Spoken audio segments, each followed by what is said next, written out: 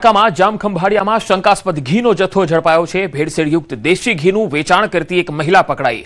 ગાયત્રીનગર વિસ્તારમાં એસઓજીએ મોટી કાર્યવાહી કરી સ્થળ પરથી 15 કિલો શંકાસ્પદ ઘી સહિતની સામગ્રીનો નાશ કર્યો।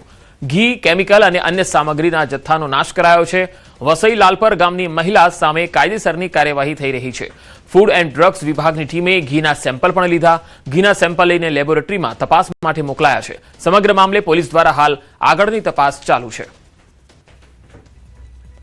તો શંકાસ્પદ ઘીનો જથ્થો છે એ નષ્ટ કરાયો છે। કેટલા સમયથી અહીંયા આ નકલી ઘી અથવા શંકાસ્પદ ઘી વેચાતું હતું આ તપાસનો વિષય છે। આરોગ્ય સાથે ચેડા કરનારા તત્વો સામે એક્શન લેવાવું જોઈએ।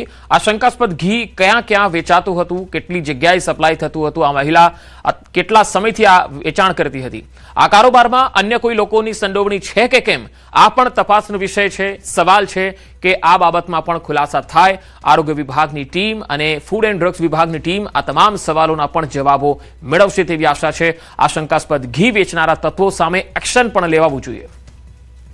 શું મોટું ભેળસેળનું નેટવર્ક તો કાર્યરત નથી, કારણ કે ઘી અને દૂધની જે બનાવટો હોય છે તેમાં અત્યાર સુધી જે પણ અહેવાલો આવ્યા છે તેમાં મોટી ભેળસેળ થતી હોય છે।